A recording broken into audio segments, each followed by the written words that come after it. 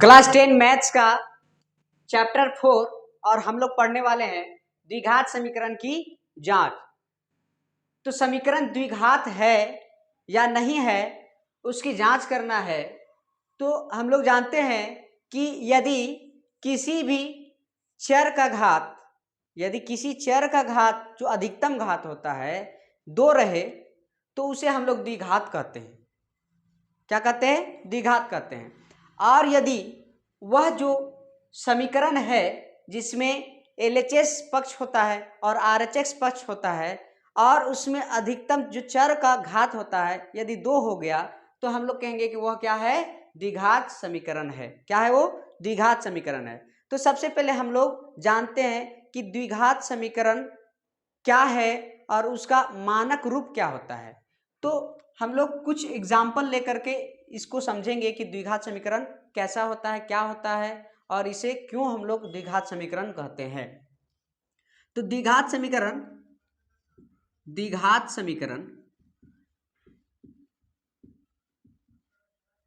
का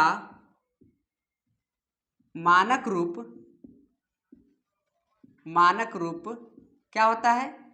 ax square plus bx plus c बराबर 0। तो यहाँ समीकरण है जिसमें क्या है?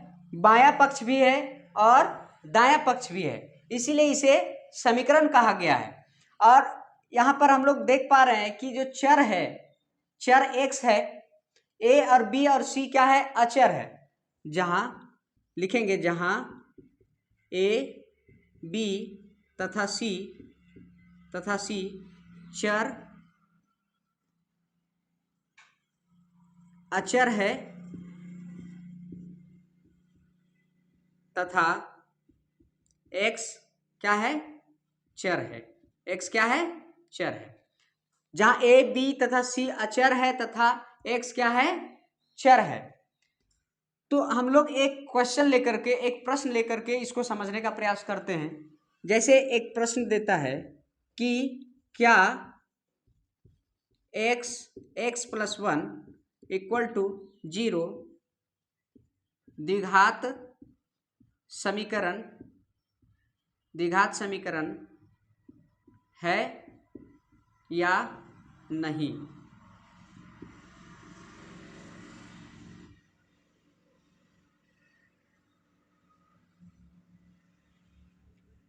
क्या x into x plus 1 equal to 0 द्विघात समीकरण है या नहीं। तो इसे जांच करना है कि द्विघात समीकरण है या नहीं। तो देखते हैं, सॉल्यूशन करेंगे। सॉल्यूशन में लिखते हैं x into x plus 1 equal to 0। X को s से क्या करेंगे? मल्टीप्लाई करते हैं, गुना करते हैं तो कितना हो जाएगा? एक्स स्क्वायर और x और 1 क्या हो गया? x हो गया इक्वल टू 0। तो हम लोग देख पा रहे हैं x square plus x equal to 0 क्या इसमें है? इस जो द्विघात समीकरण का मानक रूप है क्या उस तरह का है? तो कैसे पता चलेगा कि एक्स स्क्वायर प्लस एक्स, यहाँ अधिकतम जो घात है चर का वो कितना है? 2 है। और 2 है तो हम लोग लिखेंगे कि चूंकि उपर्युक्त समीकरण x square plus b x plus c बराबर 0 के रूप में है,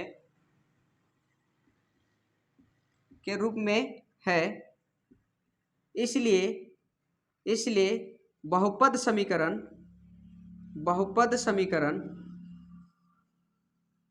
किसमें है? बहुपद समीकरण द्विघात समीकरण है। क्या है? द्विघात समीकरण है।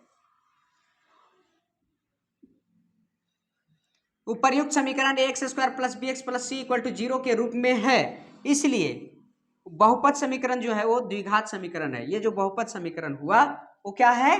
वो द्विघात समीकरण है। बहुपद जो समीकरण है वो क्या है? द्विघात समीकरण है।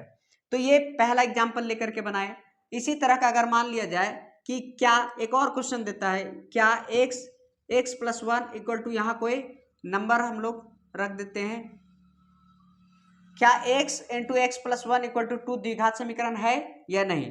तो इसको क्या करेंगे? यहाँ 2 रखते हैं। अब क्या होगा? इससे मल्टीप्लाई किए यानी गुना किए तो एक्स स्क्वायर प्लस एक्स, और ये यहाँ पर क्या है 2 है, तो इसको एक और स्टेप करते हैं, x square plus x minus 2 equal to 0।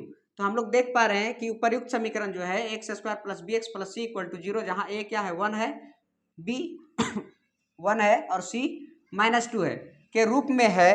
इसलिए क्या हुआ, बहुपद समीकरण क्या है, द्विघात समीकरण है। क्या है, बहुपद समीकरण द्विघात समीकरण है। इसी तरह से बहुत सारे भी क्वेश्चन आने वाले हैं जिन्हें हम लोग हल करेंगे और जांच करेंगे कि दिया गया जो समीकरण है वो द्विघात समीकरण है या नहीं। और एक आध क्वेश्चन हम लोग लेकर के बना सकते हैं, जैसे यहाँ पर यदि माइनस दे दिया, यहाँ 5 दे दिया तो क्या होगा, तो फिर से वो क्या करेंगे हम लोग, x से x में मल्टीप्लाई करेंगे, यहाँ माइनस है, x से x में मल्टीप्लाई किए एक्स स्क्वायर, यहाँ माइनस हो जाएगा x into one minus x हो जाएगा, और ये इधर क्या है 5 है तो 5 लिखेंगे तो आंसर में कितना आ जाएगा, x square minus x minus 5 equal to 0, x square minus x minus 5 equal to 0। तो फिर से हम लोग लिखेंगे उपर्युक्त जो समीकरण है वो x square plus b x plus c equal to 0 के रूप में है। इसलिए बहुपद समीकरण क्या है, द्विघात समीकरण है। जो बहुपद समीकरण है वो क्या है, द्विघात समीकरण है। तो इस तरह से 3 क्वेश्चन हम लोग जल्दी से हल किए हैं। अब अगले क्लास में जो है वो हम लोग क्या करेंगे, नेक्स्ट जो एक्सरसाइज है 4.1 उसको हम लोग बनाएंगे, उसको हल करेंगे और देखेंगे कि द्विघात समीकरण कैसा होता है, किसको द्विघात समीकरण कहते हैं। ऐसे तो हम लोग समझ चुके हैं, तो आप इसे उतार लीजिए और मेरा जो चैनल है उसे जल्दी से जल्दी सब्सक्राइब कीजिए, ताकि आपको अच्छा क्वेश्चन देखने को मिलेगा।